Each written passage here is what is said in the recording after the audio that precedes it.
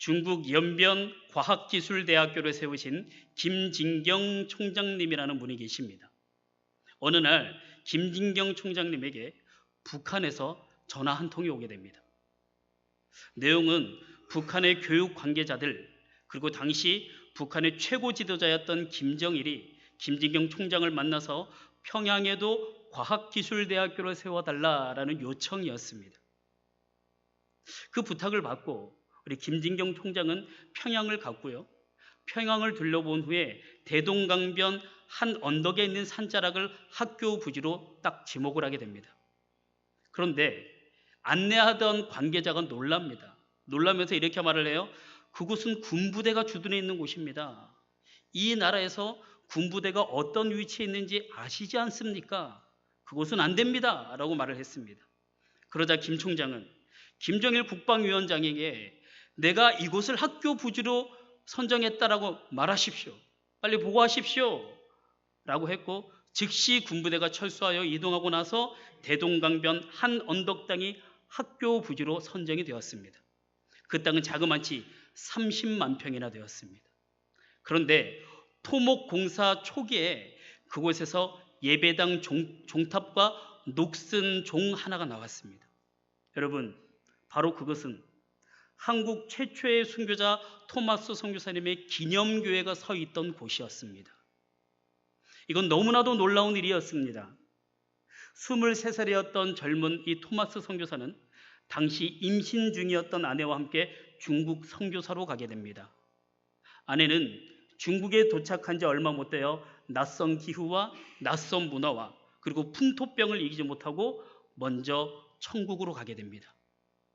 그 후 3년 동안 중국에서 토마스 선교사가 선교를 하긴 했지만 아내를 잃은 슬픔을 이겨내지를 못하고 있었습니다.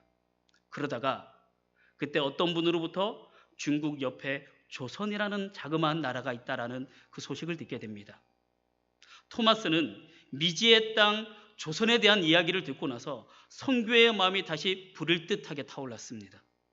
마침 평양으로 가는 상선 제너럴 셔먼호의 한문 성경책을 안고 그 배를 타게 됩니다.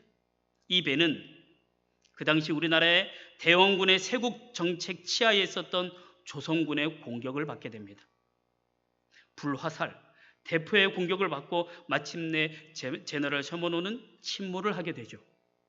토마스 선교사가 불타는 배에서 빠져나와 성경책을 하나를 안고 대동강변에 오른 후에 성경책을 그 해변 위에 다 던져버렸습니다. 그때 그 토마스 선교사를 죽이기 위해 칼을 빼들고 달려오는 사람이 있었는데 그 사람은 백정 출신이었던 박춘권이라는 사람이었습니다. 토마스 선교사는 그 앞에 무릎을 꿇고 두 손으로 정성껏 성경 한 권을 그에게 건넵니다. 빨리 받으라고. 그런데 토마스 선교사는 자기가 죽을 것을 알고 있었어요. 그래서 모래에 머리를 박고 막 간절히 기도를 하면서 그 기도를 하다가 다시 성경책을 들고 박춘권에게 이렇게 건넵니다. 아주 인자한 웃음을 지으면서, 평안한 웃음을 지으면서 그렇게 빨리 받으라고 건넵니다. 그리고 하늘을 우러러 예수님, 예수님 두 번을 외칩니다. 그리고 세 번째 예수님을 외쳤을 때 박충권은 토마스 선교사의 목을 베어버립니다. 이때 토마스 선교사의 나이 26살, 임신한 아내가 죽은 지 3년째 되던 해였습니다.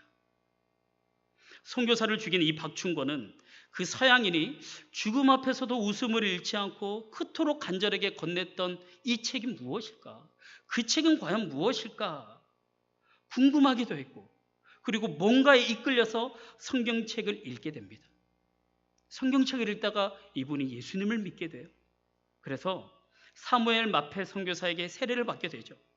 그리고 그 당시 지금의 교회의 수석 장로라고 할 수 있는 영수가 되어서 우리나라 초대교회를 위하여 목숨을 바치는 그 대단하신 분이 됩니다. 그런데 이 대동강변에 놀러 갔다가 제너럴 서문호가 타고 선교사가 죽어가는 모습을 본 또 한 명의 사람이 있었습니다. 그 사람은 당시 12살 소년이었던 최치량이라고 하는 사람입니다. 이 최치량은 토마스 선교사가 던진 성경책을 주워오다가 두려운 생각이 들어서 영문 주사로 일하던 자기의 집안어른 박영식에게 성경책을 건네게 됩니다. 이 박영식은 이 책이 어떤 책인지도 모르고 집에 가져왔는데 보니까 종이질이 너무 좋은 거예요. 종이질이 너무 좋아서 자기 집 안방 도배지로 사용하게 됩니다. 다 뜯어서. 성경책 2권을 뜯어서 바른 박영식의 집은 온통 벽과 천장을 성경 말씀으로 도배한 최초의 집이 됩니다.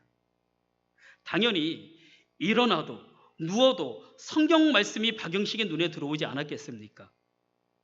박영식의 눈에 가장 잘 들어왔던 말씀은 요한복음이었어요. 요한복음 5장 24절 말씀. 내가 진실로 진실로 너희에게 이르노니 내 말을 듣고 또 나 보내신 이를 믿는 자는 영생을 얻었고 심판에 이르지 아니하나니 사망에서 생명으로 옮겨졌느니라. 이것이 먼저 들어왔고, 두 번째는 요한복음 14장 1절 말씀이었대요. 너희는 마음에 근심하지 말라. 하나님을 믿으니 또 나를 믿으라. 이 말씀. 그렇게 도배된 성경을 읽다가 이분이 그리스도인이 되었습니다.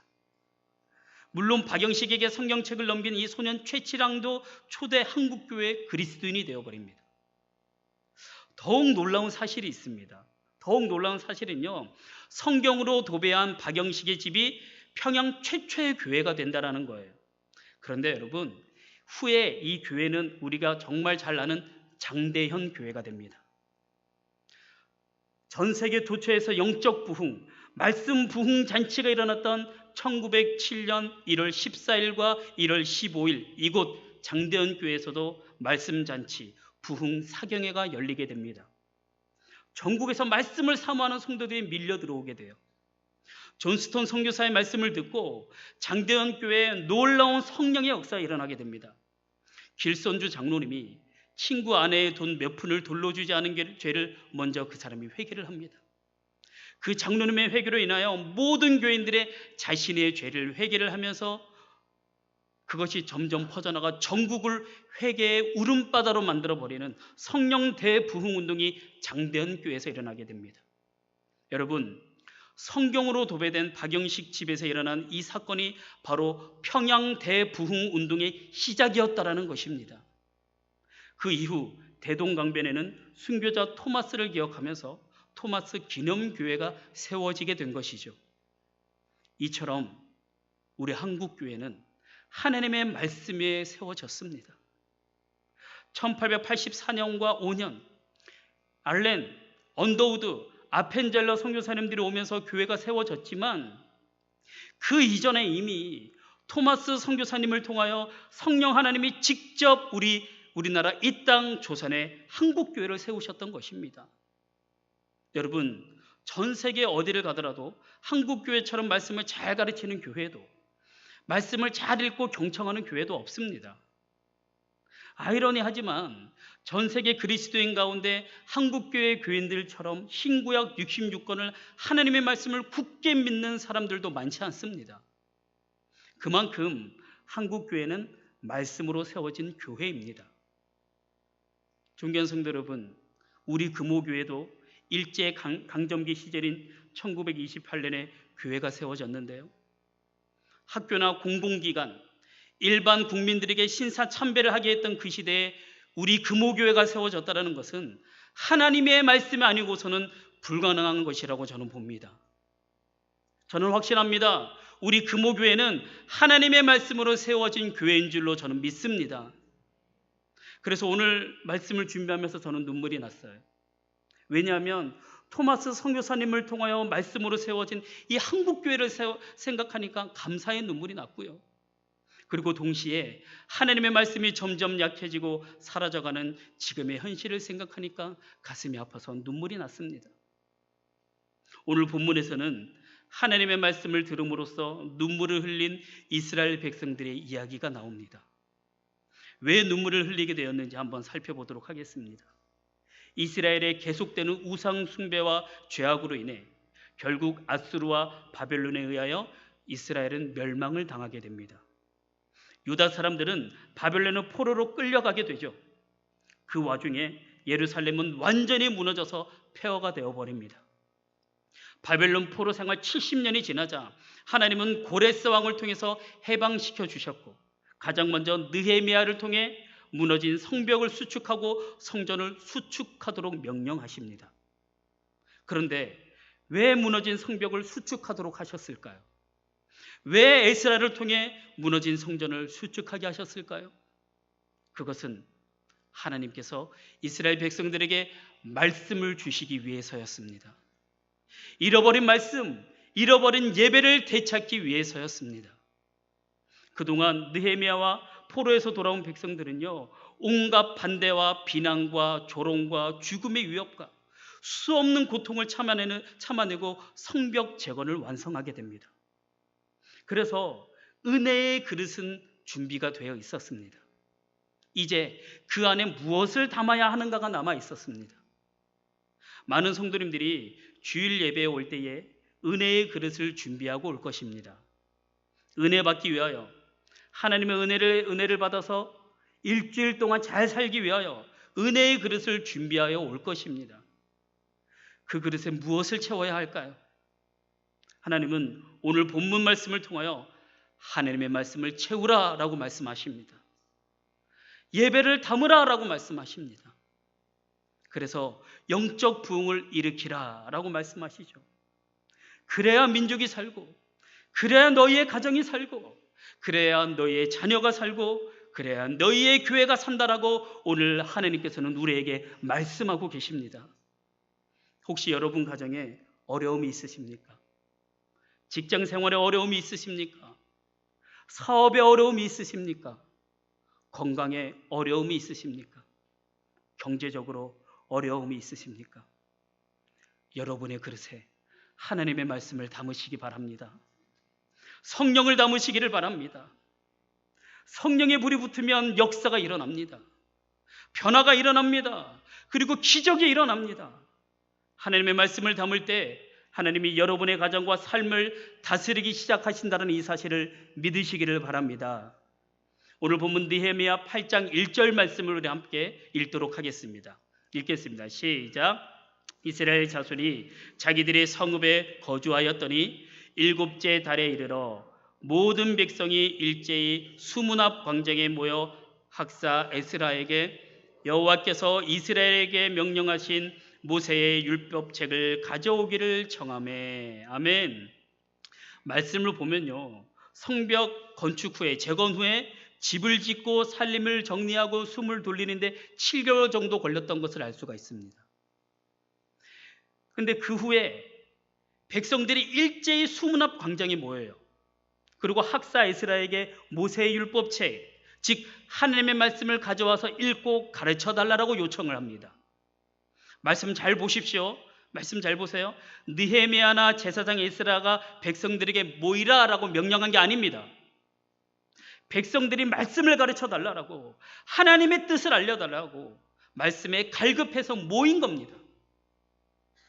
모든 백성이 일제히 수문 앞 광장에 모여, 백성이 일제히 모였다라는 이 말, 근데 우리말 번역에서는 그 절실함을 다 담아서 표현하지 못했어요. 영어 성경에 킹 제임스 버전이라고 하는 영어 성경이 있습니다. 영어 성경에서는 거기서 뭐라고 나와 있느냐 하면 as one man이라고 나와 있습니다. 그렇게 번역하고 있어요. 즉 한 사람이 달려 나온 것처럼 백성들이 달려 나왔다, 이런 뜻입니다. 수만 명의 백성이 달려 나왔는데 마치 한 사람이 나온 것처럼 같은 시간, 같은 장소에 같은 마음을 품고 같은 목적과 같은 열망으로 달려 나왔다라는 거예요. 이것이 바로 백성이 일제히 모였다라는 뜻입니다. 모인 사람들을 표현하는 말이 참 재미있어요. 2절 말씀 보면 남자나 여자나 알아들을 만한 모든 사람이라고 나옵니다. 3절에서도 역시 남자나 여자나 알아들을 만한 모든 사람이라고 똑같이 나옵니다. 두 번이나 반복해서 나와요. 느헤미야나 에스라에게는 물론 백성 스스로도 놀랄 만큼 알아들을 만한 사람이라면 모두 다 나왔다라는 거예요. 백성들이 나왔을 때 성경을 읽고 설교하는 시간이 새벽부터 정오까지 무려 6시간에서 7시간이나 되었습니다. 여러분, 보통 사람들은요, 그 성벽 재건 공사가 끝났으니까 축제를 선포하고 잔치를 하자고 그렇게 하지 않을까요? 일만 시키지 말고 수고한 사람들을 기억하고 격려하기 위해서 상 주자고 하지 않을까요? 그리고 포로로 살면서 배운 게 없으니까 우리가 정치, 경제, 사회, 세계의 흐름을 가르쳐 달라고 하는 것이 지극히 정상 아닐까요? 그러나 오늘 이스라엘 백성은 예배하자고 합니다. 말씀을 가르쳐 달라고 했다라는 거예요. 설교자로서 저는 에스라가 말씀을 읽고 성경을 가르치는데 6, 7시간 걸렸다는 게 저는 충격이 아닐 수가 없습니다. 어느 주일 제가 이 자리에서 6시간 설교를 했다라면 과연 우리 교회는 어떤 일이 일어날까요? 다 웃으시잖아요. 그렇죠. 여러분, 가끔 이 가수들, 노래 잘하는 사람들이 노래를 하고 나면, 그리고 우리가 지난 성탄절 성탄 축하 발표회 때도 이렇게 잘하고 나면 앵콜을 받잖아요. 앵콜을 하잖아요. 근데 저는 지금까지 한 번도 앵콜 설교를 받아본 적이 없습니다. 3절 말씀을 보면 3절 말씀 중에 귀를 기울이다 라는 말씀이 나오는데 참 흥미로운 말이에요. 원어 히브리어로 귀를 기울이다, 이 말은 헤루트라고 합니다.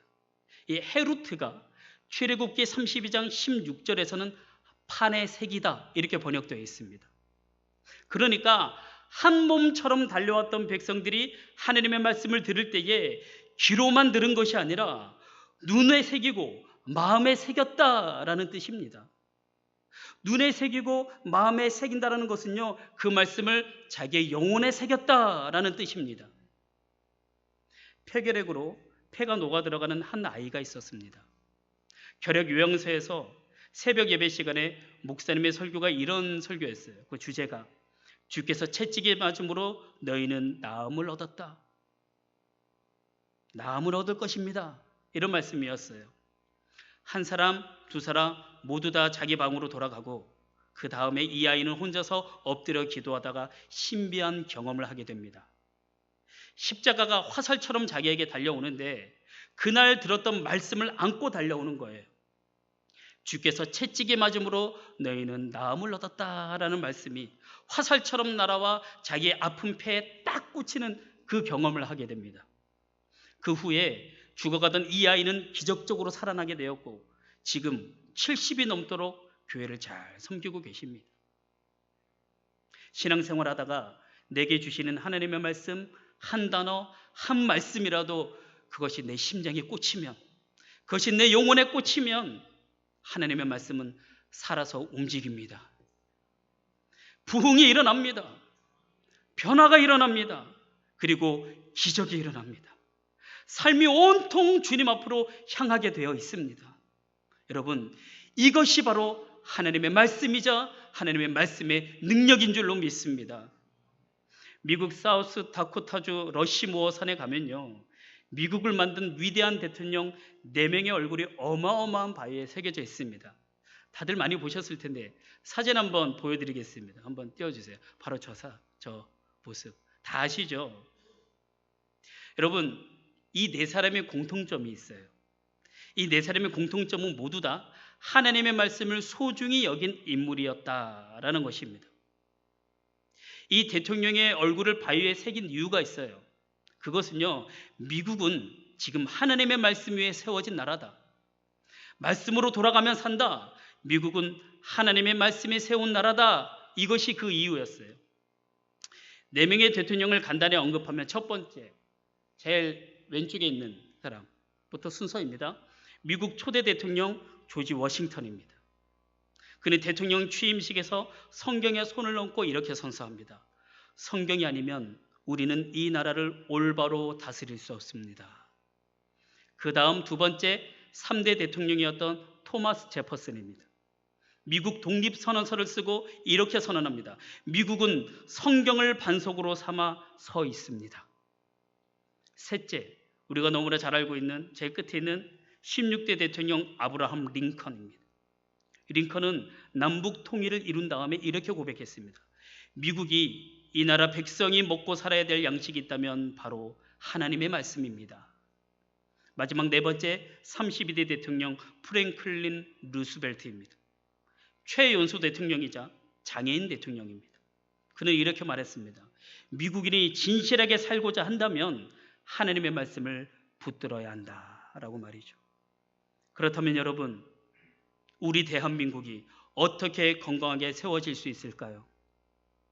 위기의 한국교회가 어떻게 새로워질 수 있을까요?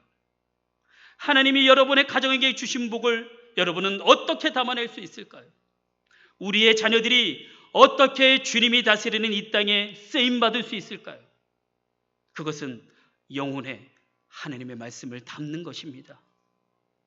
몸이 건강한 것도 중요하지만 그보다 더 중요한 것이 우리 자녀들 안에, 우리 가정 안에, 그리고 우리 교회 안에, 한국교회 안에 말씀을 담아야 살 수가 있고 건강해질 수 있다는 것을 믿으시기를 바랍니다.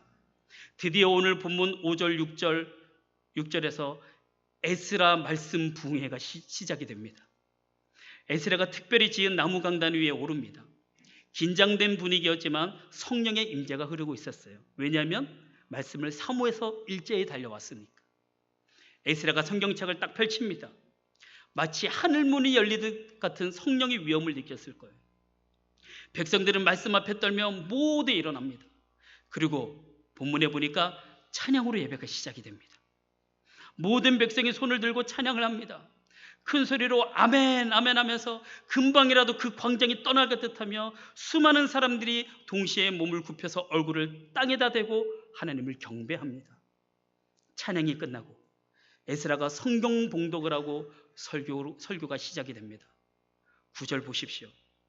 백성이 율법의 말씀을 듣고 다 우는지라. 하나님의 말씀을 듣고 백성이 다 울었다라고 합니다. 여러분, 혹시 말씀 앞에서 눈물 흘려본 적 있으십니까?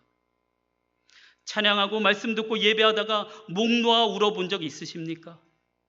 예배 시간에 하나님의 임재를 경험하면서 통곡해 보신 적 있으십니까? 혼자 골방에서 기도하다가 강력한 하나님의 임재를 느끼고 울고 또 울어서 목이 쉬도록 흐느껴 본 적이 있으십니까? 이영욱 박사님이라는 분이 계십니다. 이분은 눈물로 암을 치유하는 의사입니다. 이분이 쓴 울어야 삽니다 라는 책을 보면요, 눈물이 천연 항암제라고 그렇게 말하고 있습니다. 눈물은 마음의 응어리를 풀어서 쌓인 독을 빼내고, 눈물은 감정이 마르고 마음이 돌처럼 굳어진 색인병을 치료하는 명약이라고 합니다. 그래서 눈물은 마중물처럼 내 마음에 가라앉은 쓴불의 상처를 끌어올려서 처리한다라고 합니다. 그래서 이영욱 박사님이 이렇게 말해요. 눈물이야말로 하나님이 주신 자연 치유제이다 라고 말이죠. 특별히 그 중에 용서의 눈물은 온갖 병을 고친대요. 억울해서 울고 누군가 미워서 울고 분노로 우는 눈물은 독이 되어서 내 몸을 망가뜨리지만, 감사와 기쁨, 특별히 말씀 앞에 은혜 받아서 우는 눈물은 영혼을 고치고 마음을 치유하고 질병을 낫게 한다라고 합니다. 저는 우리 금호교회에 눈물이 많았으면 좋겠습니다. 경상도 남자들 잘 울지 않잖아요. 감정 잘 드러내지 않잖아요. 그러나 여러분, 하나님의 말씀 앞에 은혜 받아 흘리는 눈물은 정말로 귀한 눈물입니다. 그래서 우리 교회 모든 성도님들이 예배할 때 찬양의 은혜가 있어서 눈물이 나고, 기도하다가 주님의 만지심을 경험하여 눈물이 나고, 말씀을 통해 하나님의 사랑과 하나님의 은혜를 느껴서 눈물이 나기를 바랍니다. 암치료의 권위자인 이병옥 박사님이 이렇게 분명히 말씀하셨잖아요. 눈물은 하나님이 주신 자연 치유제이다.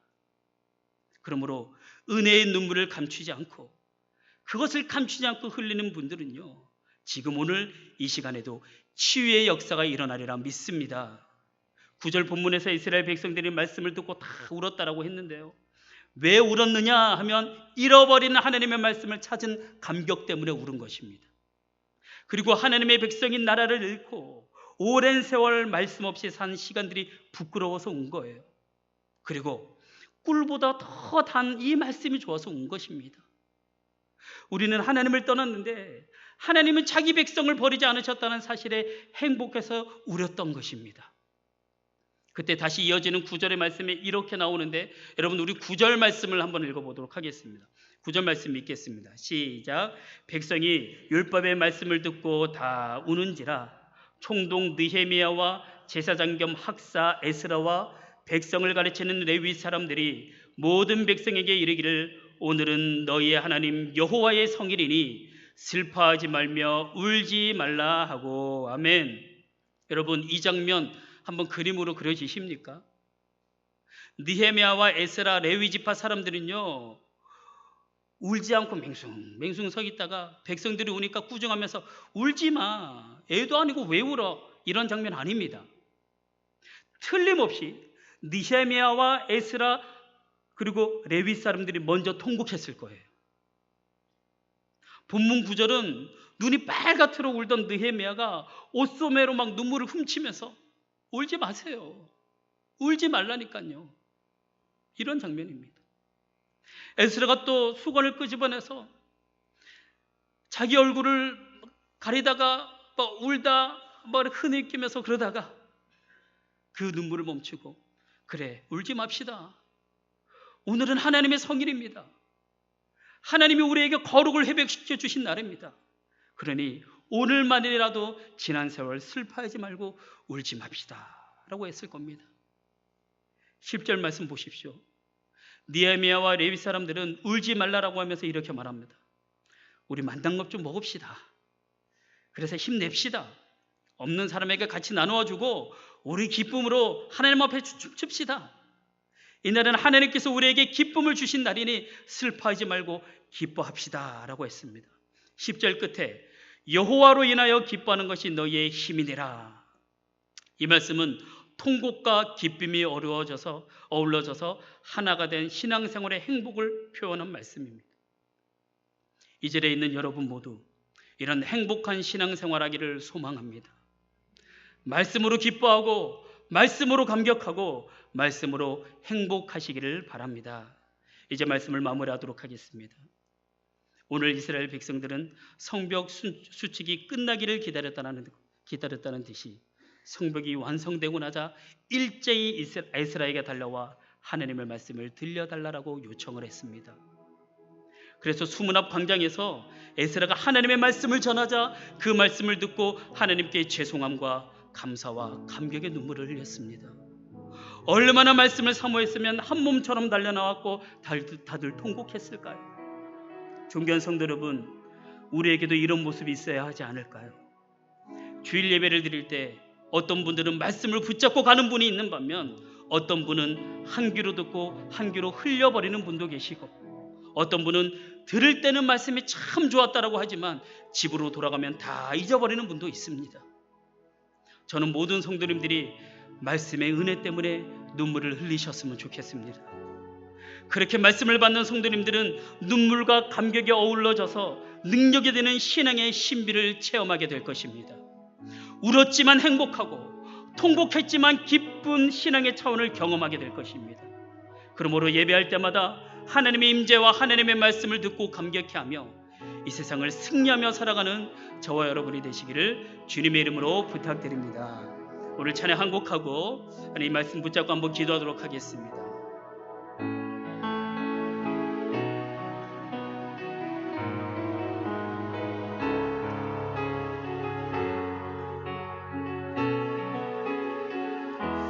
아바 아버지,